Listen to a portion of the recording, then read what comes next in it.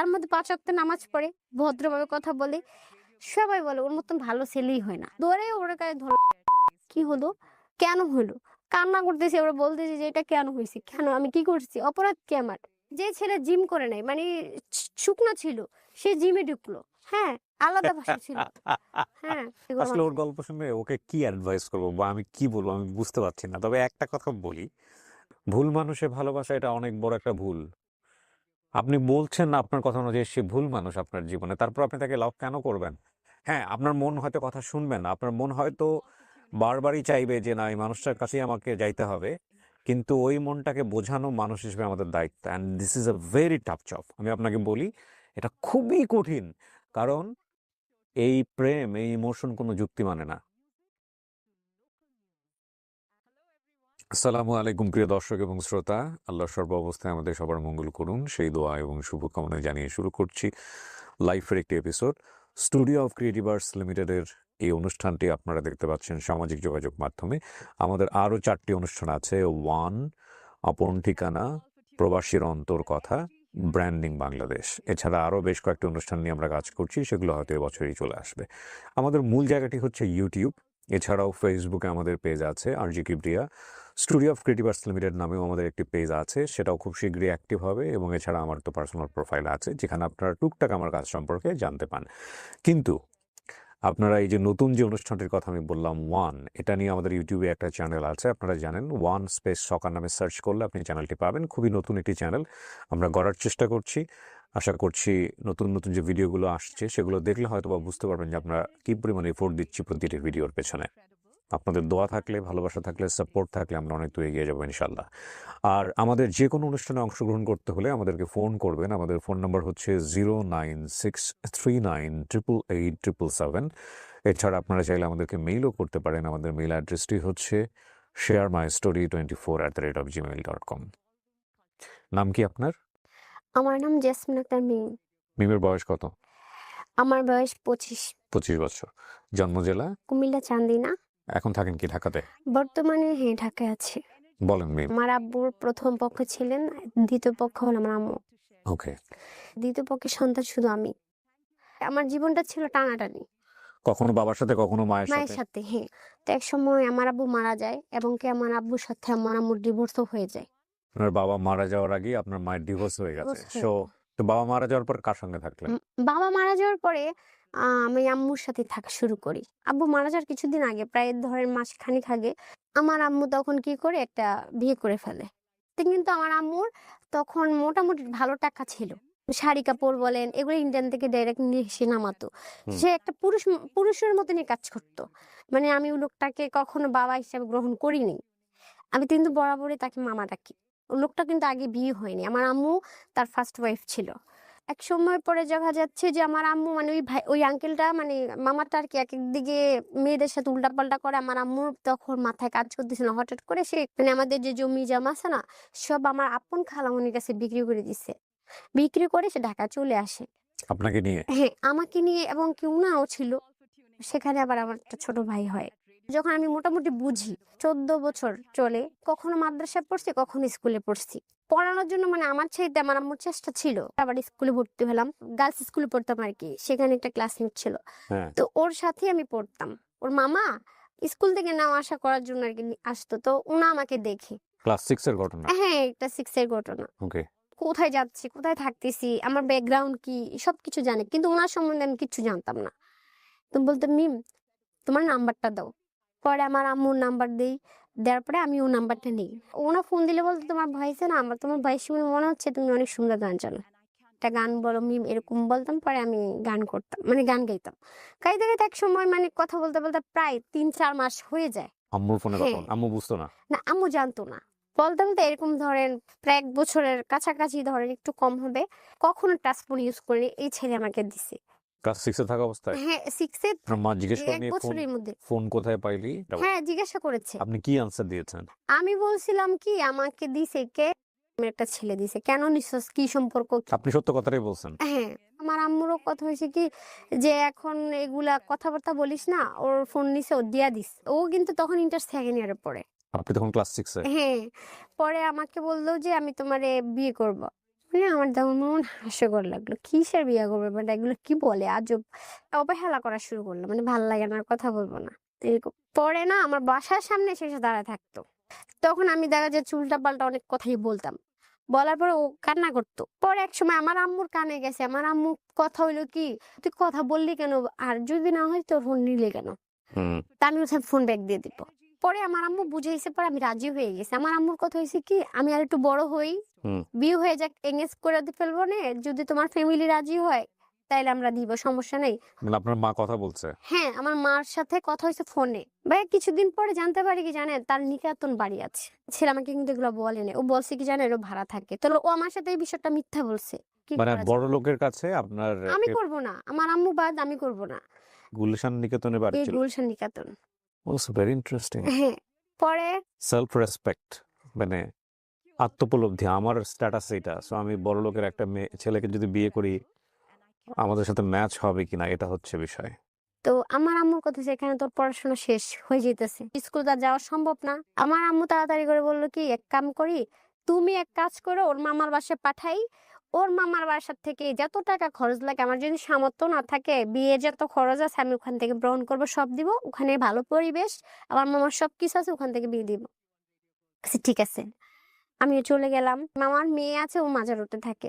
ওখানে আমি গেলাম। ওখানে আমার মামা বলছে আমাকে স্কুলে ভর্তি করাই দিবে। দেওয়ার পরে আমি ওখানে পড়াশোনা করব। ওই ছেলের সাথেও কথা বলছে আমার মামারা। বলছে, "হ্যাঁ, অপেক্ষা করো, দিব।" আমি তো ওকে পছন্দই করি না। বিরক্ত ফিল। ও ফোন দিলে আমি সব সিম-টিম অফ করে ফেললাম। আমাকে ফোন দিয়েছে বললাম না? আমি ফোনটা কিন্তু ব্যাক দিতে চাইছি, বুঝছেন? ও নেয়নি। আর না নিলে তো আমি এটা ফেলে দিতে পারি না। তখন এই ক্ষেত্রে আমার কাছে ছিল। কারণ তখন আমি তার সাথে কথা বলতাম। আমার মামার মেয়ের বাসায় যে আমি যেখানে উঠছি আরকি, যেখানে থাকতে মানে থাইকা পড়াশোনা করব, হ্যাঁ? পরে আমার ব্যাটারির তো সমস্যা হয়। ব্যাটারি চেঞ্জ করতে যাই। মানে এগুলা নিয়ে ওই দোকানে ওই ছেলেটা কাজ শিখতো। ঠিক আছে?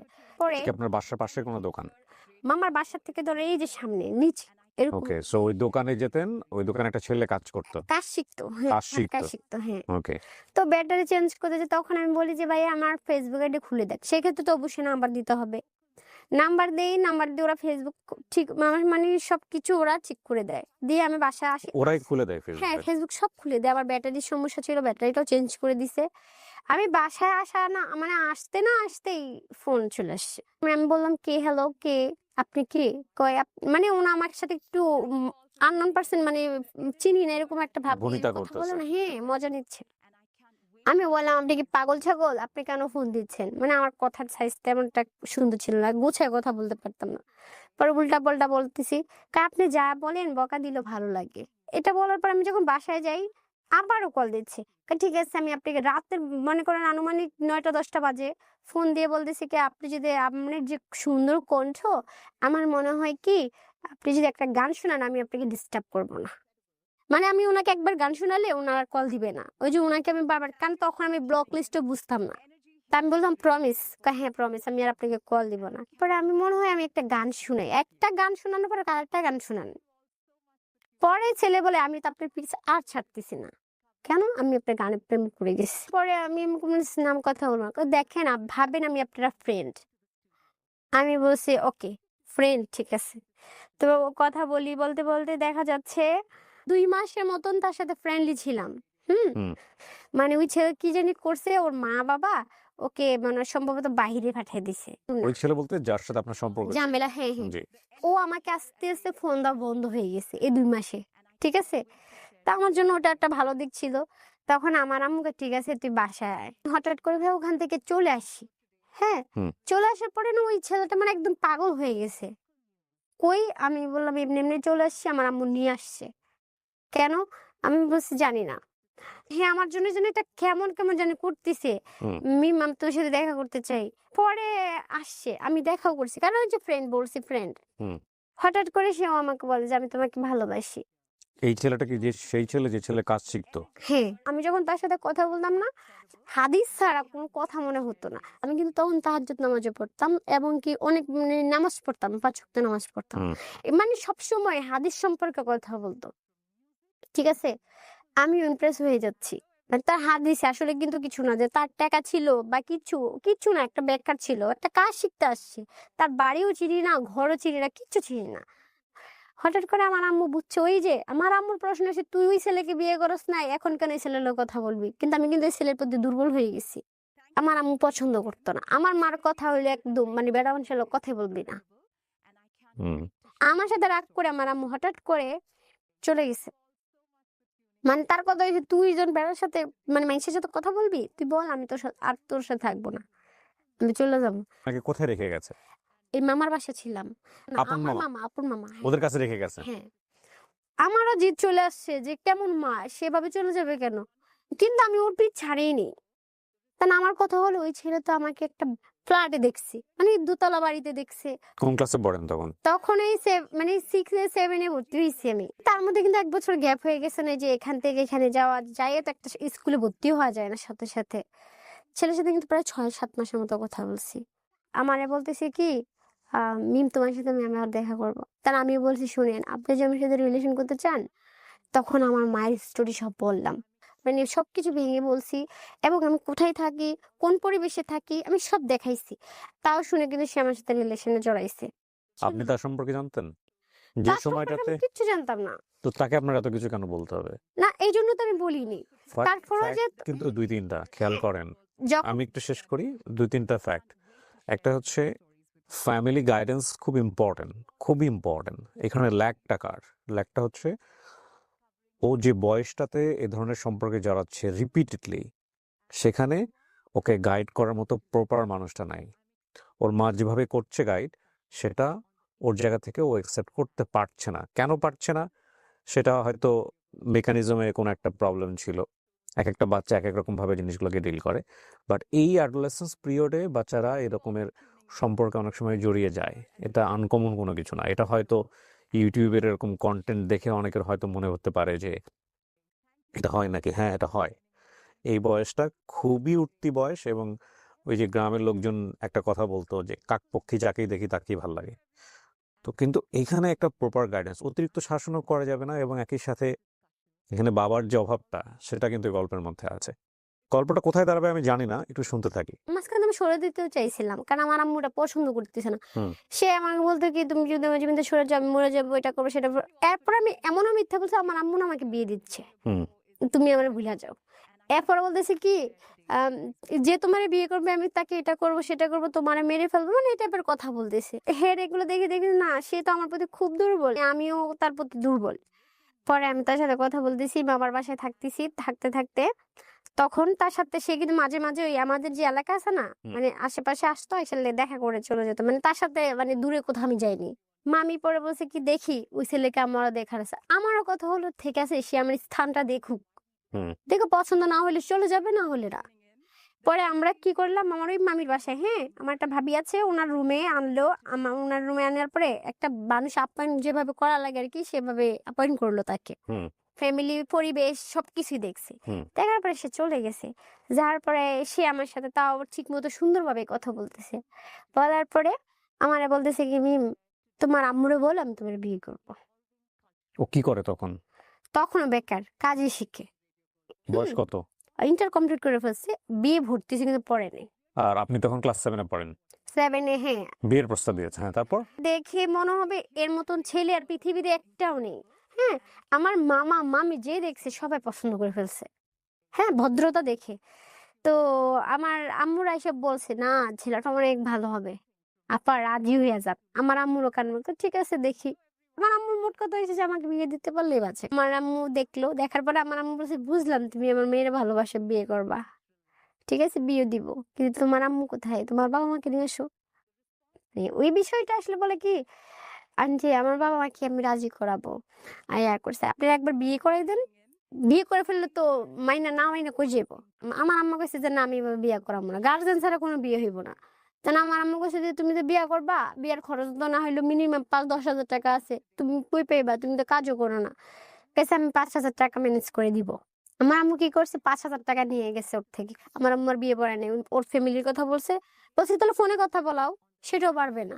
তা আম্মু কইছে তাহলে ঠিক আছে যাও। আমার আম্মু টাকাও দেয় নাই, ওটা দেন। আমার আম্মু কইছে হে ফোন দিলে ফোন ধরবি না, হে খারাপ ভাববে, আস্তে আস্তে শেষ হয়ে যাবে, শেষ। দুজন দুজনের সাথে যোগাযোগ ঠিকই আছে। আমাকে হঠাৎ করে একদিন বলতেছে জন্ম নিবন্ধন লাগবে। আমার বয়স কত? আসলে জন্ম নিবন্ধন বয়স আমার মাত্র তখন 14 বছর চলে। আমার জন্ম নিবন্ধন নিল। প্রায় ধরেন না হলে মানে 18-19 বছর তখনই দিয়ে রাখছে। মানে অনেক ডাবল বয়স বাড়ানো। পরে মানে কাগজে সব বাড়াইলো। বাড়ানোর পর আমাকে ফোন দিল, "তুমি আইসো অমুক দিন।" তখন হালকা, হালকা বৃষ্টি পড়তেছে, আমি গেছি। আমাকে একটা কাজু পিস ঢুকালো। ঢুকালে বলতেছে কি, "এটা চিনো?" আমি বলি, "না।" "এটা কাজু পিস।" আমি কি, "এখানে কি করবেন?" কয়, "বিয়ে করব।" আমি কি, "না, এভাবে কিভাবে বিয়ে হয়?" কয়, "তুমি যদি এখন না করো তাহলে হেরা ভাববে আমি তোকে জোর করে আনছি, তাহলে আমাকে পুলিশে দিয়ে ফেলবে।" ভাই এই কথাটা ও সত্যি বলছে। বলার পরে আমি তো তার প্রতি এমনি দুর্বল। এর মধ্যে আবার পুলিশের কথা বলছে, আমার ভিতরে ভয় ঢুকছে। আর আমি তো চাই না তাকে ধরে নিয়ে যাক। পরে আমিও কি করলাম, রাজি হলাম। হওয়ার পরে ওখানে এসে দেনমোহর মানে কাবিন-টাবিন করলো। ওই হুজুরও কিন্তু আমাকে দেখে ১ম বলছে, "বাচ্চা একটা মেয়ে, এটা কিভাবে?" কই, "সমস্যা নেই, করেন।" মানে ও এমন একটা ছেলে ছিল যেখানে যাইতো না ও ফ্রেন্ডলি হয়ে যেত। সবাই জানে যে ওর মতন ছেলে হয় না। সাক্ষী ছিল ওখানে? সাক্ষী ওর সব বাইরের লোক। মানে নিজের লোক কেউ ছিল না। আপনার পক্ষ থেকে কেউ ছিল না? কেউ না, কেউ ছিল না। পরে বিয়ে হইছে। আপনি ক্লাস 7 এ পড়েন তখন? হ্যাঁ, হ্যাঁ, ঠিক। ওর বয়স কত হতে পারে? ১২ থেকে ১৪ বছর সর্বোচ্চ। ১৪, ১৪। ১৪ বছরের। হ্যাঁ, ১৪ র একটু বেশি বা ১-২ মাসের এদিক ওদিক হবে। পরে আমার আম্মুকে ফোন দিছি। যে ছেলেটাকে আপনি বিয়ে করছেন সে আপনার মাকে ফোন দিয়েছে। ওই কাজেই দিছে। কাজে দিয়ে কি বলেছে? যখন বলছে যে ওর মারে ফোন দেন দেখি মানি কি রাজি বলে? কিনা। হ্যাঁ, কি বলে? পরে আম্মুরও ফোন দিছে। আমি তো বলছি বিয়ে করাবো না। তারপরে যত মেয়ে চলে গেছে, কিছু হইলে আর আমরা জানি না। ওকে এটা হ্যাঁ গো ব্যাপার। আমি আর জানি না। এটা ওর আম্মু ফোন কাইটা বন্ধ করে দিছে। পরে ওদিন আমি বিয়ে করলাম। আমার মনে হচ্ছে যে মানে কেমন যেন একটা ভয়ও মানে ভয় ছিল। মানে কোনো আনন্দ ছিল না কিন্তু বুঝি না কিন্তু ভয় ছিল। আমাকে বাসায় দিয়ে ও চলে গেছে। আমি যেহেতু আমার মামার বাসায় থাকতাম। আনুমানিক ৬ মাস ৪-৫ মাস এরকম হবে। হঠাৎ তার কাজ শিকার শেষ, সে একটা জায়গায় জবও নিছে। তখন আমি যখন বিয়ে করছি না, আমার আম্মু আমাকে ঘরে জায়গা দিবে না। মানে আমার ভরণ-পোষণের দায়িত্ব নিবে না। কই যাই, ছেলেও বেকার, আমিও মানে আমি তো তখন কিছুই করতাম না। আমার যে মামার বাসায় রেখে গেছি, ওই মামা আবার একটু ভালো ছিল। মানে সব মামার থেকে উনি একটু অন্য টাইপের। আমার প্রতি মানে মায়া ছিল। উনার বাসায় থাকতাম, উনার বাসায় খাওয়া-দাওয়া সবকিছু করতাম। ও কিন্তু আমাকে কোনো হেল্প করতে পারত না। মানে টাকা-পয়সা বা এরকম আছে, কোনো কিছু করতে পারত না। আমিও চাইতাম না তার থেকে। পরে আম্মু কম বেশ টাকা ওই দিয়ে হেল্প করত। এভাবে চলার পরে আমি আমার আলাদা একটা রুম নিলাম। রুম নেওয়ার পরে রুমের মধ্যে যা, যা লাগে আম্মু লুকায়, লুকায় সব কিনে, যেমন মা বা ওই বেটা বলতে কে? আপনার মামা? মামা, হ্যাঁ, মানে আপনার মার হাসব্যান্ড? হ্যাঁ। মানে আপনারা একসঙ্গে থাকা শুরু করলেন? ১ সপ্তাহ না, একসাথে থাকা শুরু করে না। ওই যে বিয়ে করে ফেলছে, আলাদা একটা জানাজানি হয়ে গেছে না, ১ম এই তো হয়ে গেছে। হ্যাঁ। তখন আমার সবকিছুই আলাদা করতে হয়েছে। আমার মামার বাসায় রুম নিয়েছি। মামার মামার বাসা বাসা মানে কি করে আপন মামার বাসা? হ্যাঁ, আপন মামার বাসা। ওইখানে আলাদা একটা রুম নিয়েছেন। হ্যাঁ। ওখানে কি ওই ছেলেটা আসতো? আপনার না, হাসব্যান্ড আসতো? তখন আসতো না। তখন আমি আবার স্কুলে ভর্তি হয়ে গেছি। আমার আম্মু ভর্তি করায় দিল। ওখানে পড়তে শুরু করলাম। হঠাৎ করে সে তার কাজ চলে গেছে, সে এখানে থাকবে। একটা মজার জিনিস আমি বলি, মানে এটা আমার লাইফ এক্সপেরিয়েন্স থেকে। আল্লাহ পৃথিবীতে মাদেরকে বানাইছে একরকম ভাবে, বাবাদেরকে বানাইছে একরকম ভাবে। এটা আপনারা হয়তো নিজ পরিবার থেকে অনেকখানি মূল্যায়ন করতে পারবেন। মাদের টলারেন্স লেভেল অনেক বেশি। সন্তানের সন্তানের অনেক রকমের ভুল তারা সামহাও এটার সাথে কোপ আপ করে যায়, এবং এই যে কোপ আপ করে যায় এটাও এক ধরনের বড় রকমের ভুল যদি সেই সংসারে বাবা না থাকে। কারণ বাবা একটা সীমানা আছে, সে সীমানার বাইরে গেলে বাবা কিন্তু ভয়ঙ্কর রকমভাবে রিজিড হয়ে যায়। মা সেটা হয় না। মার অন্তরে আল্লাহ অনেক বেশি মায়া দিয়েছে। কিন্তু এই যে মেনে নেওয়াটা, এই মেনে নেওয়াটাই মায়ের এই ফ্লেক্সিবিলিটি বাবা ছাড়া পরিবারে এটা কখনো কখনো ভয়ঙ্কর রকমভাবে ভুল হয়ে যায়। ভুলটা হয় তার সন্তানের জীবনের জন্যে, এবং সন্তানের জীবনে যেহেতু খারাপ সময় আসবে এই মেনে নেওয়ার কারণে, একই সাথে ওই মাও কিন্তু সন্তানের কারণে rest of the life suffer করে। সুতরাং বাবা এবং মা দুজনই সন্তানের জন্য গুরুত্বপূর্ণ। কি অসম্ভব রকমভাবে ব্যালেন্স প্রকৃতির মধ্যে। আপনি যদি এই জিনিসগুলোকে অ্যাভয়েড করা শুরু করেন, লাইক বাবা ছাড়া পরিবার, মা ছাড়া পরিবার, হ্যাঁ সেপারেশন হয়ে যায়, ডিভোর্স হয়ে যায়, কিন্তু দুজনকেই দুই জায়গাটা থেকে সাপোর্টটা দিতে হবে। যখন ওই ব্যালেন্সিং ব্যাপারটা আর থাকে না, তখন সন্তান কিন্তু অনেক কিছু অন্যায্য দাবি হয় যার সাথে থাকে তার কাছ থেকে আদায় করে, বাবার কাছ থেকে আদায় করে, মায়ের কাছ থেকে আদায় করে। এবং ডেফিনেটলি সন্তানের ভালোর জন্যে এই অন্যায্য দাবিগুলো মেনে নেয়া কখনোই উচিত না, কখনোই উচিত না। এরকম একটা ছেলে যার ওর কথা যদি সত্য হয়ে থাকে, ও ফিউচার জানে না, ও কোথায় কার সাথে কি করেছে, এবং তারপরেও ওর মা ওকে আলাদা একটা শেল্টার দিয়ে আলাদা একটা জায়গা দিয়ে রেখেছে। মায়ের জায়গা থেকে এটা হয়তো স্বাভাবিক, কিন্তু বাবা হলো কি সেটা করতো? বাবা হলে ডেফিনেটলি সেটা করতো না, এবং বাবা হলে যেহেতু করতো না, এটা সন্তানের মাথাতেও মেসেজটা থাকতো যে আমার বাবা তো এটা মেনে নেবে না, সুতরাং সন্তান এটা করতে গিয়ে 100 বার চিন্তা করতো। সো দেখেন এটার পরে কি দাঁড়াইছে। জি, তারপরে? তারপরে যখন আমি সবকিছু রুম টুম নিলাম, নেওয়ার পর ওখানে থাকা শুরু করলাম। তারপরে আমার এই মামাতো বোনরা সবাই মানে বুঝা যা ওর হইছে ফুফু বাদ দেন। যা হইছে মানে আমার আম্মুরে বুঝাচ্ছিল। হুম। আর আমার অভিযোগটা হলো আমার আম্মুর কাছে বরাবর আমি এটা মানে হেরে বলতাম। মানে আমার কিছু বলতে আসলে বলতাম যে, "তুমি যদি আজকে ওই দ্বিতীয় বিয়েটা না করতা না, আমাদের জীবনটা এলোমেলো হতো না। ওই যে আমাদের বাড়ির জমি জমানো বিক্রি করতা না, আজকে আমরা ঢাকা শহরও আসতাম না। এত কিছু আমি চিনতাম না।" এটা আরেকটা বড় সমস্যা কিন্তু। বাবা মায়ের ফল্টি কোনো পজিশন যদি সন্তানের চোখে পড়ে, সন্তান তখন এটার সুযোগ নেয়। সন্তানের তো একটা ম্যাচুরিটি বয়স চলে আসে ক্লাস 6-7 এর পরে। আমি জাস্ট একটা এক্সাম্পল দিচ্ছি। সে যদি বুঝে যে আমার বাবার সারাউন্ডিং থেকে বাবার একটা ফল্ট পজিশন আছে, মায়ের সারাউন্ডিং থেকে মায়ের একটা ফল্ট পজিশন আছে, তাহলে সে তার স্বার্থ বা তার ইন্টারেস্ট আদায় করার জন্য ওই ফল্টি পজিশনটাকে বারবার পোক করতে থাকে। এবং প্যারেন্টিং আসলে খুব টাফ একটা জব। ফল্টি পজিশন নিয়ে সন্তান সামনে ফেস করাটা খুব ডিফিকাল্ট আসলে। হ্যাঁ, এবং সন্তানের সামনে পার্সোনালিটি স্ট্রিক রাখাটাও খুব ডিফিকাল্ট হয়ে যায় অনেক সময়। হ্যাঁ, সেকেন্ড বিয়েটা না করলে তুমি এটা হইতো না। তারপর? ৫-৬ মাস পরে থেকে ছেলে আমার কাছে মানে আমার বাসায় আসা শুরু হয়ে যায়। হুম, আমার তখন আরো রাগ। জামাই বিয়ে করছে তাহলে তো জামাই দায়িত্ব নিবে। আমার তো আর কিছু দেওয়ার দরকার নেই। হুম, ওর সে তো বেকার। সে দিবে কোত্থেকে? হুম, আমার আম্মু যখন এই ছেলেটাকে কাছ থেকে দেখলো নামাজ-টামাজ পড়তেছে না, আমার মারও মায়া লেগে গেছে। কারণ ও বেকার, ঠিক আছে? তার মধ্যে ৫ ওয়াক্ত নামাজ পড়ে, ভদ্রভাবে কথা বলে। আমাদের এলাকায় যেখানে আমরা থাকতাম না, সবাই বলে ওর মতন ভালো ছেলেই হয় না। হয়তো এখন কাজ শিখছে, আ এখনো মানে কিছু করতে পারে নাই। তখন আমার আম্মু বলল, "ঠিক আছে, তুমি যে বিয়া করছো তোমার ফ্যামিলি জানে?" মানে আমার আম্মু বলে। কয়, "না আমি বলি নাই, আস্তে, আস্তে বলে দিব।" তখন আমার কাছে থাকা শুরু হলো। তো ও বলল, "আমি তোমাকে বিয়ে করিনি। আমি তোমার কষ্টে বিয়ে করছি।" তবে হুম। আমার আম্মু তোর প্রতি রাগ।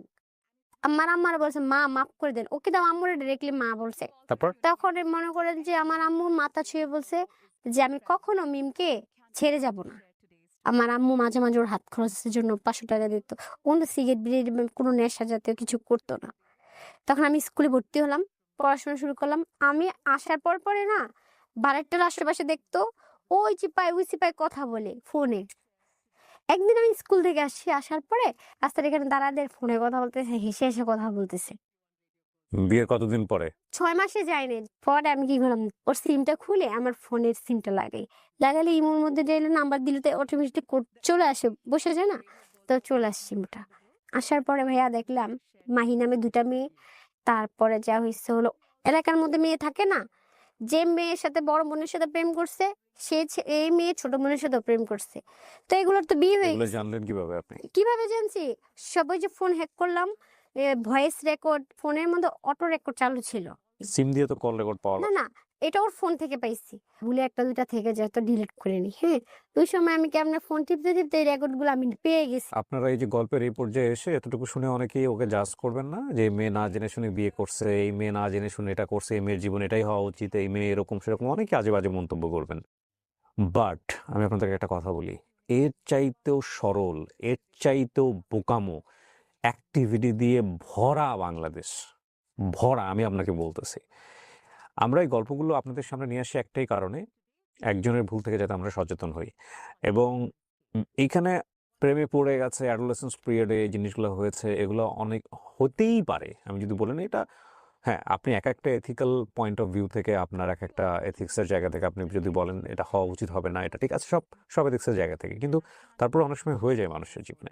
কিন্তু বিয়ে একটা পরিণত ডিসিশন, এবং এই ডিসিশনে যাওয়ার আগে এইভাবে কোনো একটা ছেলেকে বা কোনো একটা মেয়েকে জীবনে জায়গা দেওয়া, এটা ভুল। এই জায়গাটা আমি বহুবার আমার বিভিন্ন অনুষ্ঠানে দেখিয়েছি। তো আপনি এগুলো পেয়েছেন, হ্যাঁ, তারপরে? হ্যাঁ, পাওয়ার পরে আমি যখন রেকর্ড গুলো দেখি আমি প্রমাণগুলো নেই। নেয়ার পরে তখন আমার মাথায় ঢুকছে যে এবার থেকে বিয়ের কথা বলে দিব। আমি আর চুপ থাকবো না। কিন্তু এগুলো তো ওর অতীত, এগুলো নিয়ে আপনি কেন না টানাচ্ছেন? অতীত অতীত হয়েছে হলো যে এক্স গার্ল প্রেম করছে ওকে, তাহলে বিয়ের পরে কথা বলা উচিত হয়েছে। সে মেয়ের স্বামী আছে, বিদেশ থাকে, তার তো ওই মেয়েদের সাথে কথা বলার অন্যায় না? এটা তো অনেক বড় অপরাধ। এগুলো আপনি সত্যি সত্যি বের করছেন? সত্যি বের করেছি। আচ্ছা, বের আমি করার বললাম পরে না আপনি ওর কি করলেন? এগুলা আমি আর এগুলা আমার কলেজ লাইফের ফ্রেন্ড, এগুলা বুঝাইছে। এগুলো বোঝানোর পর আপনি মেনে না নিয়েছেন? মেনে নেয়নি। মানে আমার সবাই বললো একটা বাচ্চা নিলে তোর আর এই সমস্যাগুলো হবে না, আর প্রেম করবে না, আর ফ্যামিলিকে জানাবে। এগুলো হচ্ছে আরো বড় ভুল হ্যাঁ সিদ্ধান্ত। হ্যাঁ ভুল সিদ্ধান্ত, অবশ্যই ভুল সিদ্ধান্ত। হাজবেন্ড কিছুই করে না? তো এখনো বেকার ছিল। বেকার। আপনিও নিজেও কিছু করেন না, ক্লাস 7 8 এ পড়েন। আমুর দিয়ে চলতেছি। এখন কথা হলো সে ধরা খাইছে, ছেড়ে দিলে কি সমাধান? আমার তো তাহলে তো আমিও তো ডিভোর্সি হয়ে গেলাম। তেমন আম্মুরও কথা হয়েছে কি যে কি করবো জানি না, তোর ব্যাপার। যখন বেবিটা হয় আমার সাথে এমন একটা সিন ক্রিয়েট করলো, করার পর সে রাখবে না, ব্যাস এটা হের বাচ্চা না, এটা না ওর আবার হ্যাক করি, ছবি তুলে ওই ওর ফ্রেন্ডরা যারা আছে না সবাইকে ছবি দেওয়া শুরু করে দিই। আর ও মনে করে সবগুলো দেখে, আর আমার কাছে অনেক প্রমাণ আসে। ওই এর সাথে কথা বলে আবারও টান দিয়ে, আবারও দেখি সেম ওই মেয়েদের সাথে কথা বলে। আপনি প্রথম ছেলেটা থেকে স্মার্টলি বের হয়ে আসছিলেন, এর থেকে বের হয়ে যাননি কেন? না আমি আসলে বুঝিনি। আপনি আসলে বুঝেন নাই। আর সত্যি বলতে যে বললাম না 5 ওয়াক্ত নামাজ পড়ে, আমি ছোট থেকে একটা জিনিস বিশেষ করে যারা নামাজ পড়ে না তাদের মন দিল ভালো থাকে, ঠকারও চিন্তা ভাবনা থাকে না। তো ওটাই আমি বিশেষ করছি, আসলে আর কিছু না। যে বা টাকা বা সুন্দর, আমি যখন রিলেশন করছি না ভাইয়া বিশ্বাস করেন আমি তার চেহারার দিকে তাকাইনি। 5 ওয়াক্ত নামাজ মানুষ পড়ে, মানুষ ভুল করে। হ্যাঁ, ভুল বলে তবে আমরা মানুষকে তো কোনো না কোনো আচরণ দিয়েই জাজ করি। মানুষের ভেতরে আমি জানি আমার অন্তর কেমন। আমি তো জানবো না আরেকজন মানুষ তার অন্তরের কি আছে। সুতরাং তার বাহ্যিক অ্যাক্টিভিটি দিয়ে থেকে তো আমাদের তার জাজ করা উচিত না।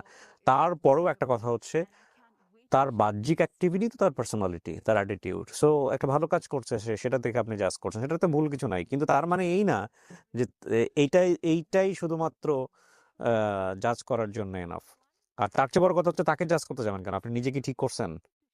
আপনি একটা ছেলের বাড়িঘর কোথায় জানেন না। সেই ছেলে একটা বেকার। ভুল, এটা আমি স্বীকার আপনি করি। গিয়ে তাকে বিয়ে করে ফেললেন। একটা বেকার ছেলেকে আর এখানে দেখেন উনার বয়সটাও কিন্তু খুব ইম্পর্টেন্ট। আমি বড় বলছি 14 বছর বয়সে জাজমেন্টে যাওয়াটা খুব মুশকিল। তবে এই ভুলগুলো আমাদের সমাজে অহরহ করে মেয়েরা, ছেলেরাও করে। ইমোশনাল ফুল যেটাকে আমি বলি, হ্যাঁ? আবেগী বোকামো। এবং এই বোকামো এগুলা এই বিয়ের ব্যাপার বলেন, ক্যারিয়ারের ব্যাপার বলেন, এডুকেশনের ব্যাপার বলেন, এগুলোতে একবার চিড় ধরে গেলে সেই চিড়টা থেকে বের হয়ে আসা খুব কঠিন, খুবই কঠিন, ভয়ংকর কঠিন। ওই মেয়েগুলোকে আপনার পারিবারিক বিষয় জানায় আপনার লাভটা কি হবে? না, ওদেরকে আমি পারিবারিক বিষয় জানাতে চাচ্ছি না, আমি ওর আপনি বিষয়ে জানাচ্ছেন জানাতে তো চাচ্ছি। যে ও আপনি তা কাবিনের ছবি পাঠাচ্ছেন না? হ্যাঁ, তো এই কাবিনের ছবি পাঠালে ওই কারণ ও তান মেরে সে যে সম্পর্কগুলা করতেছে, হুম, এরা তো আর জানে না যে সে মেরে, সে আমাকে ছাড়বে না। কিন্তু আবার ওদের সাথে কথা বলতেছি ধরা খেলে ফ্রেন্ড। এই যে কাজটা করছেন আপনি, এটাতে কোনো রেজাল্ট আসে? এটা রেজাল্ট একটি আসছে, ওই যে আমি তার ফ্যামিলিকে জানাইছি। তার ফ্যামিলিকে এক পর্যায়ে জানাইছেন? হ্যাঁ জানাইছি, কিন্তু ওরা বিশ্বাস করেনি। বিয়ের কাগজ দিছি তাও বিশ্বাস করেনি। এই যে ও কাজটা করেছে, যে ছোট বয়সে বিভিন্ন মেয়েদের কাছ থেকে তথ্য কালেক্ট করে মেয়েদের নাম্বারগুলো নিয়ে তাদেরকে হোয়াটসঅ্যাপে বিয়ের কাবিননামার ছবিটা পাঠানো। এইটা প্রথম কথা হচ্ছে যে এটা ওর একটা মানে ইম্যাচিউর মেন্টালিটির আসলে বহিঃপ্রকাশ। ঠিক আছে? হাজবেন্ড যদি এই ধরনের সম্পর্কে জড়িয়ে যায়, একটা প্রমাণ পেলেই enough to cut this kind of relationship. জি, আপনার ফ্যামিলিকে জানালেন, তারপর?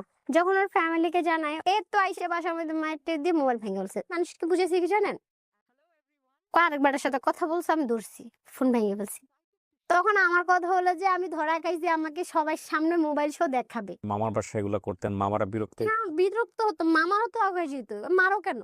ওই তখনই বলতো যে আমি পরকীয়া করছি, মানে অন্য ছেলের সাথে কথা বলছি। ফোন ভেঙলে তো আমার ফোন শেষ না, 2 বছর পরে যাচ্ছে। হ্যাঁ এই কাহিনীগুলো চলতেছে। কিন্তু প্রথম পক্ষের যে ভাইরা বললাম না, ওখানে ওনাদের ভাই আছে, ও ভাইয়েরও বলছে যাওয়ার হয়েছে, দেখ অনেক ছেলেরা আছে, ভালো হয় না, এক কাজ কর, ওখান থেকে সরে এলে আমরা বাড়িতে দেখে বিয়ে দিব।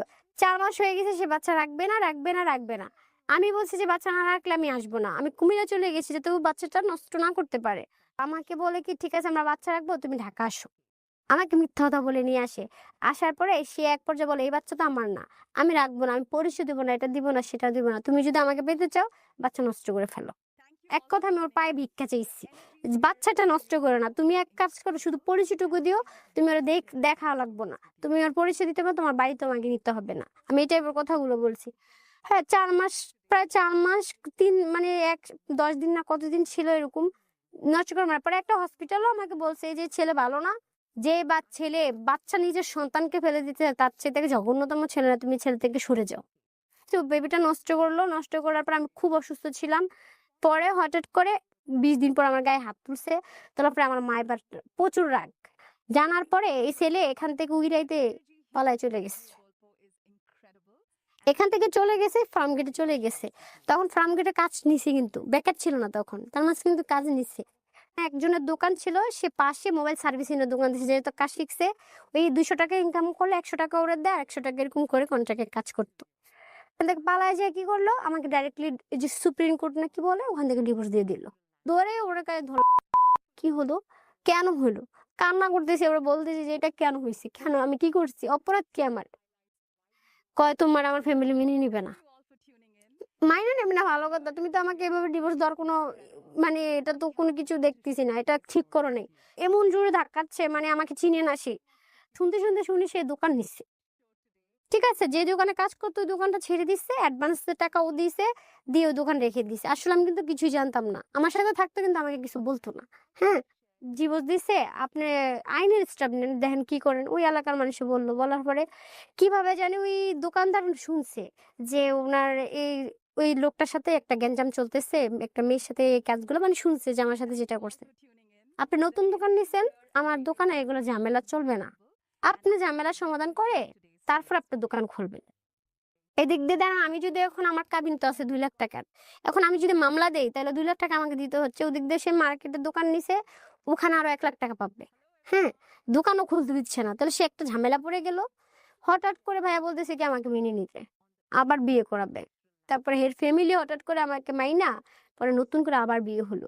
ডিভোর্সের কয়েকদিন পরে 3 মাস কমপ্লিটলি হয়নি, তখন আমার হাজবেন্ড আমার সাথেই থাকতো। তারপরে হঠাৎ করে বলে কি আমার না এই এখান থেকে যাতায়াত, মহাখালী থেকে নাকি ফার্মগেট যাতায়াত করতে ওর কষ্ট হতো।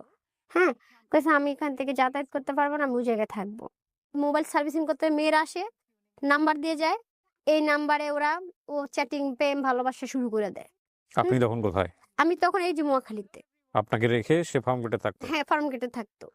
যে ছেলে জিম করে নাই, মানে শুকনা ছিল, সে জিমে ঢুকলো। হ্যাঁ আলাদা ভাষা ছিল। হ্যাঁ কিন্তু ভাইয়া ওই যে কোনো অবহেলা ছিল না, ধরেন আমিও ঠিক ছিলাম, বাহিরের মেয়েরও ঠিক ছিল, আমি বুঝতে পারিনি যে সে পরে। আমি তো জানি মেয়েদের সাথে কথা বলাটা নেশা আছে, এগুলো আসলে ওর গল্প শুনবে ওকে কি অ্যাডভাইস করবো বা আমি কি বলবো আমি বুঝতে পারছি না। তবে একটা কথা বলি, মানে জীবনে যদি কোনোদিন এরকম সিচুয়েশন দেখেন যে অপরপক্ষ থেকে কোনো এক তার জায়গা থেকে এরকম মনে হচ্ছে it's a kind of race, say always এরকম করে বেড়াচ্ছে আর আপনি তার পিছিয়ে পিছিয়ে বিভিন্নভাবে এটা আটকানোর চেষ্টা করতেছেন, এইটা সম্পূর্ণ ভুল স্টেপ, ভয়ঙ্কর রকমভাবে ভুল স্টেপ। হ্যাঁ স্টেবল রিলেশনশিপে থেকে থাকেন, সেটা যদি বিবাহিত সম্পর্ক হয়, একবার তাকে আপনি বলতে পারেন যে তুমি এটা করছো, তুমি এটার জন্য সরি কিনা, তুমি এটা করছো, তুমি এটা বুঝে শুনে করছো কিনা, এটার জন্য তুমি অনুতপ্ত কিনা। যদি দেখেন যে না, মুখে বললেও অ্যাটিটিউড এরকম না, বা যদি দেখেন যে আলটিমেটলি সে এরকম না, সে এগুলোর মধ্যেই যাবে, দেন শেষ করে দেওয়াটা জরুরি। তারপর এভাবে তো চলতেছে। তো প্রায় আমি একটা ইন্স্যুরেন্স কোম্পানিতে ট্রেনিং চলতেছিল নতুন অবস্থায়। হুম। তো বলছে আপনি কি করবেন, আমি কই দেখি। তখন আমি পড়াশোনা করছি, পাশাপাশি এটা করছি। তখন আমি পড়াশোনা করতে পারি না বেশি, 8 9 এ পরীক্ষা দিয়ে আর আর পড়াশোনা শেষ, আর তোর পড়াশোনা ঢুকতেছে না মাথায়, বাদ। হুম। ওকে তখন ও খরচ দিত টুকটাক, মানে মন ছেড়ে দিত, না হইলে না। ওই মার কাছে যেমন আমি একাই ছিলাম, তখন তারা আমার মার খাওয়াইতেও সমস্যা হতো না, আমি আমার মার কাছে এসে থাকছি, রুম ভাড়াও লাগেনি, হ্যাঁ সব ফ্রি। হঠাৎ করে আমি ফোন টিপতে আমি লক খুলে দেখি কি ও আছে না একটা মেয়ের সাথে চ্যাটিং এ অনেক কথা বলছে, বাট খারাপ কথা না, মানে রিলেশনের কথা, প্রেম ভালোবাসা এগুলাই। আমি তাকেই বলছি এখনো এই নেশা, অসম্ভব, তাহলে আমি আর তোমার সাথে থাকবো না। যখন আমি দেখতেছি যে ও একাধিক সম্পর্কে জড়িয়ে গেছে না, তখন তো আমি ওর আশা ছেড়ে দিছিলাম, তখন আশ্বাস হারিয়ে ফেলছি। হুম। হারিয়ে তখন আমি গানের মধ্যে ওই যে নিজের ফেসবুক পেজ খুলে না খালি ভয়েসে গান করে আমি ছাড়ি। তারপর দেখা যাচ্ছে এরপর আমি একটা ভাইয়ের সাথে গান করছি। হ্যাঁ, নিজে কিছু খরচ দিছি, ওই ভাইয়ের সাথে আমি গানে ডুয়েট গানের মধ্যে আমি ঢুকছি। আমি বলছি, ওর আশা করে লাভ নেই, আমার কিছু করতে হবে। মাও আমাকে আর দেখতে পারতেছে না। তখন ওই গানের কিছু শুট করছিলাম না, ছবি কিছু ওই ফেসবুকে শেয়ার করছে, পরে ও দেখছে। দেখার পরে সে আবার লাইফে একটি করে আসছে, মানে এগুলো করা যাবে না। ওকে পাওয়ার পরে আমি বলছি এটাও আমি বাদ, শেষ। ঠিক আছে, ওই ছবিগুলো ওই 17 সালের মানে 18 সালের ঘটনার ছবিগুলো ওর ফোনে এখন পর্যন্ত রেখে দিছে। ওর স্ক্রিনশট গুলো দেখলাম, আমি বলছি এগুলো কি, আমি রাখবো না, আমি নিজে ডিভোর্স দিব, আমি তোমাদের কাবিনে টাকা নিবো না, সমস্যা নেই। তখন সে আমায় বলে, না না আমি প্লিজ এমন করো না, আমি মরে যাবো, এটা সেটা। সে আমাকে অনেক দুর্বলতা দেখায় আমার প্রতি। পরে গেছে, আর এরকম হবে না, আমি তোমাকে বাড়িতে পাঠিয়ে দিব। সে 18 সালে বিয়ে হয়েছে, সে 21 সালে আমি বাড়িতে গেছি। ঠিক আছে, বাড়িতে গিয়ে কি পাইলেন? প্রায় 15 দিন মতন ছিলাম মনে হয়। আমাকে অনেক সাপোর্ট করছে। এরপরে বেবিটা না নিজের ইচ্ছাতে নিচ্ছে। বাচ্চা বাড়ির থেকে আসার পরে হয়েছে। হুম। বাবু যখন হয়েছে আমি বাবার বাড়িতে যাই, ও আমার কাছে থাকতো না, তখনও ব্যাচেলার বাসা থাকতো। বাবু হওয়ার পর আমি বাড়িতে যাইলাম, পরে ওরে বলতেছে যে তুমি কুমিল্লা এসে আমার বোনকে নিয়ে যাও। আমার ভাইয়া বলতেছে, ওই যে সৎ ভাই, হুম। আনার জন্য সে গেছে। তখন বললো, আচ্ছা তোদের মধ্যে কি এরকম কোনো সম্পর্ক? তখন আমি ভাইয়ারে বলে দিলাম, ভাইয়া এই কাহিনী এগুলো এগুলো। তখন আমার ভাইয়া ওকে বলছে, দেখো তোমার যদি ওরা ভালো না লাগে, তোমার বাচ্চাটাকে নিয়ে আমার বোনকে ছেড়ে দাও। বলা দরকার না, আমি আমার বাচ্চাকে আমি মাছাড়া করবো না, এই টাইপের কথা বলে সে আমাকে ঢাকা মানে বাড়ির থেকে বুঝিয়ে ঢাকায় নিয়ে আসছে। তখন টানায় বেবি হওয়ার 1 বছর আমার সাথে ছিল। থাকার মাঝখানে যখন আমার বাচ্চা অসুস্থ, হঠাৎ করে একদিন তার ফোন আবার ধরলাম, ধরার পরে দেখলাম যে একটা মেয়েদের সাথে সে রিলেশন, শুধু রিলেশন না, মানে একটা বাজে যে ইমুর মধ্যে একটা মেয়েকে যখন একটা ছেলের সাথে মানে শরীর দেখানো থেকে শুরু করে এ টু জেড তাদের সাথে, এবং কি অন্য মানে একসাথে 4টা প্রেম করছে। একটা মেয়ে হয়েছিল, তার রানিং স্বামী আছে। এগুলো স্ক্রিনশট অন্যায় করে যে রেখে সহ্য দিব। করে, অন্যায় যে করে, দুজনেই সমান অপরাধী। অপরাধ। আপনি একের পর এক আপনার হাজবেন্ডের এগেনস্টে যা বলে যাচ্ছেন, এগুলো আমার শুনতে গিয়ে আমার কান ঝালাপালা হয়ে যাচ্ছে। লাস্ট ফিনিশিং এ এসে বলেন তো কি হয়েছে? তখন ও যখন সত্যিটা জেনে গেছে, তো আমার বিশ্বাসটা উঠে গেছে। তখন আমি তার প্রতিদিন তার ফোন চেক করি। তার কাছে মনে হতো আমি তাকে প্যারা দিচ্ছি। হ্যাঁ, আর আমার কাছে ভয় হচ্ছে আমার বাচ্চা হয়ে গেছে, আমি চাইলে কিছু আগে করিনি, আমি যা ভুল তা আগে করে ফেলছি, এখন আমার কিছু করা যাবে না। তার মাঝখানে সে বলতেছে কি, তোমার এখানে আসা যাওয়া আমার সমস্যা হচ্ছে, একটা বাইক কিনে দে। তারপর আমি আবার আমার আম্মুর থেকে নিয়ে মানুষের ধার নিয়ে 1 লক্ষ টাকা ধার দিয়েছি ওকে, ঠিক আছে, ও বাইক কিনবে। কয়েকদিন 6 মাস চালাই আজ ভিতরে ভিতরে প্ল্যান করছে সে বিদেশ যাবে। আমি জানি না হোয়াটসঅ্যাপে কাউকে দিছে যে স্ক্রিনশট ছবি থাকে না, হোয়াটসঅ্যাপ না জানি ইমোর মধ্যে আমি এই ছবিটা পাইছি। দেখানোর পর আমি এই পাসপোর্ট আরেকজনের ছবি দিছি। তারপর কাকে আপনার হাজবেন্ডের তো এখানে ভিসা লেগে আছে। আর আমি বললাম যে বিদেশ যাইতেছস, আমাকে কিছু বলছস? কে বিদেশ যেতেছে, আন্তাজি কথা। আমি তো সব জানি না গেছি। তখন আমার বাবুর 1 বছর পূর্ণ হচ্ছে। এই বার্থডের মধ্যে পরে বলতেছে তোমাকে সারপ্রাইজ দিব দেখে আমি বলিনি। তুমি আমার কিছু টাকা দিও ধার। তারপর টাকা যেটা দেওয়ার দিয়েছি, দেওয়ার পরে ও বলছে রোমানিয়া যাবে। চলে গেছে সে? হ্যাঁ হ্যাঁ, চলে আপনাকে গেছে। আপনাকে নিয়ে গেছে এয়ারপোর্টে? এয়ারপোর্টে আমি নিজে নিয়ে দিয়ে আসছি। যাওয়ার পরে সে ভিডিও কলে আমার সাথে কথা বলে না। এখানে আমি খুব সমস্যা আছি। কি সমস্যা? আমি তো ভয় পাইছি যে ওরা নাকি দালালে আটকে রাখছে, বুঝছেন? কেন? আরো 2 লাখ টাকা দিলে তারপর রোমানিয়া পাঠাবে। তো না, আমিও তো ভয়ে কান্নাকাটি করতে করতে শেষ। আবার আমি তার বাড়িতে গেছি। পরে ওর মার ফোনটা আমি হাত দেওয়ার পরে দেখি কি জানেন? ওর মামার কাছেও গেছে। সৌদি আরব গেছে। আমি ওদিনই জানতে পারি যে সৌদি আরবে গেছে। আসলে সে রোমানিয়া যায়নি। পরে আমি ফোন আপনার হাজবেন্ড গেছে কতদিন আগে সৌদি আরবে? আমার হাজবেন্ডে গেছে হলো 23শে জানুয়ারি গেছে। 23শে জানুয়ারি মানে কি 2025 সালের? না, কত 23 সালে? সালে। 2023 সালে হ্যাঁ, বাংলাদেশে আসছে। একবার আসেনি। এই 2 বছরে আপনাদের সম্পর্ক কি আছে না নাই? না, মানে সম্পর্ক শুধু ডিভোর্স হয়নি, এছাড়া নাই। ডিভোর্স না মানে ভরণ পোষণ, একটা বেবি দেখলেন ছোট, ওটার কোনো দায়িত্ব ভরণ পোষণ নাই। এরপরে যা হইলো লাস্ট কমিউনিকেশন কি হয়েছে আপনার হাজবেন্ডের সাথে? কবে কথা হয়েছে? লাস্ট কথা কি, প্রায় মাঝে মাঝে ধরেন 15 দিন পরে একবার ফোন দিবে। ফোনে ফোন দেয়? ফোন দেয় 15 দিন পরে। ও মামলা করছিলাম আমি আবার ওর নামে, ও জানে এটা। জানার পরে কিসের মামলা করেছেন? মামলা করেছি যে বাচ্চার ভরণ পোষণ দেয়নি। হ্যাঁ, আমার বিদেশ থাকা অবস্থায় আপনি মামলা করেছেন? হ্যাঁ মামলা করেছে, ও ভরণ পোষণ দেয়, একদমই যোগাযোগ মানে আমার চেহারাই সে দেখতে পারে না। সে যাওয়ার পরে এত কিছুর পরে কেউ কারো চেহারা দেখে? আমাকে সে দেখতে পারে আপনার না। বয়স কত এখন? এখন আমার ওই যে 25 বছর। আপনার এখন তো বোঝা উচিত। হ্যাঁ, এখন আমি বুঝছি, ওইসব হারিয়ে বুঝছি। আমার বুঝার আসলে আপনি র্যান্ডামলি রিপিটেডলি তাকে ধরার চেষ্টা করছেন, আর সে মাগুর মাছের মতো হাত থেকে পিছলায় বের হয়ে গেছে, তারপরে ছাই দিয়ে ধরার চেষ্টা করছেন, তারপরে আবার পিছলায় বের হয়ে চলে গেছে, এই এই কানামাছিটা না খেললেও তো হইতো। পারতাম, হ্যাঁ, আসলে আমি মানে এমন সময় বুঝতে পারছি সব হারাইয়া বুঝছি। কারণ ও শুধু মানে কি বলবো? ও আমাকে রাস্তার মেয়ের থেকে শুরু করে, হ্যাঁ, মানে এমন গালি বিদেশ যাওয়ার পরে শোনেন আমি বলি, হাজব্যান্ড ওয়াইফের লাইফে, কনজুগাল লাইফে এই ধরনের অনেক ঘটনাই ঘটে, এগুলো বলার দরকার নাই, বাট বটম অফ দ্য স্টোরিটা কি আসলে? বটম অফ দ্য স্টোরি হচ্ছে প্রথম স্টোরি হলো কি জানেন? মূল কথা হলো ও আমাকে ভালো লাগে না। মানে ও আমাকে না, এই এটা দেশে বটম অফ দ্য স্টোরি না, না, ও এটা বটম অফ অন্যকে দ্য ভালোবাসে। শোনেন, বটম অফ দ্য স্টোরি হচ্ছে 14 বছর বয়স এনাফ না বিয়ে করার জন্য, নাম্বার 1। মেন্টাল ম্যাচুরিটি জায়গাটা ঠিক ছিল না। সো নাম্বার 2 হলো এমন সবচেয়ে ইম্পর্টেন্ট যেটা, এমন কাউকেই বিয়ে করা উচিত না যেই ছেলের পারিবারিক খবর আপনারা জানেন না, যে ছেলে কোথায় বা যে মেয়ে কোথায় বড় হয়েছে, কিভাবে হয়েছে, জেনে শুনে সিদ্ধান্ত নিলে সেটা ডিফারেন্ট কেস। বিয়ে ব্যাপারটা আমার খুব, কোথায় জানি শুনেছিলাম আমি, যে এটা আমি অনেকবার বলেছি, এই ভুলগুলো কিন্তু আসলে এরকম না যে আমি করিনি আপনি করেননি, যারা শুনছেন তারা করেননি, ইনক্লুডিং সবাই। এটা হয়ে যায় আমাদের জীবনে, শুধু 14 বছর না, এটা আসলে আপনার অনেক সময় 40 বছরের গিয়েও এ ধরনের ইমোশনাল ভুল হয়ে যায়। ভুল হওয়াটাই স্বাভাবিক মানুষের জীবনে, কিন্তু আমরা চেষ্টা করতে পারি যে অ্যাটলিস্ট আমাদের এই ভুলগুলো থেকে যেন আল্লাহ আমাদেরকে বাঁচায়।